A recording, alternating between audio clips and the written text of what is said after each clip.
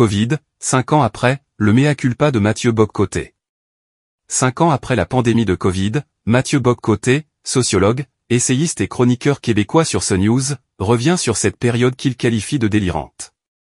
Dans son édito du 15 mars 2025 sur CNews, dans un rare mea culpa, il reconnaît avoir adhéré trop rapidement au discours dominant de l'époque, marqué par une uniformité de pensée imposée par les médias, les autorités publiques et politiques. Selon lui, cette période a été caractérisée par une marginalisation systématique de toute remise en question, où les opposants étaient souvent étiquetés comme complotistes ou désinformateurs.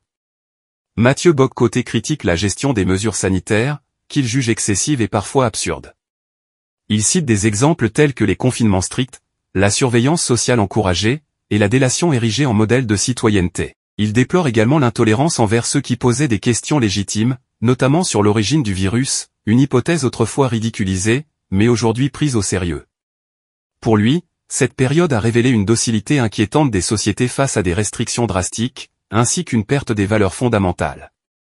Il évoque notamment l'impossibilité pour certains de dire adieu à leurs proches, ou de les enterrer dignement, une situation qu'il considère comme une atteinte aux règles anthropologiques élémentaires. Mathieu Bock-Côté appelle à une réflexion collective sur cette immense folie, et sur les mécanismes qui ont conduit à un tel basculement.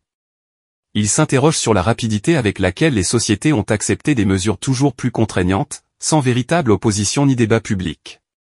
Selon lui, cette période doit être analysée pour éviter que de telles dérives ne se reproduisent à l'avenir.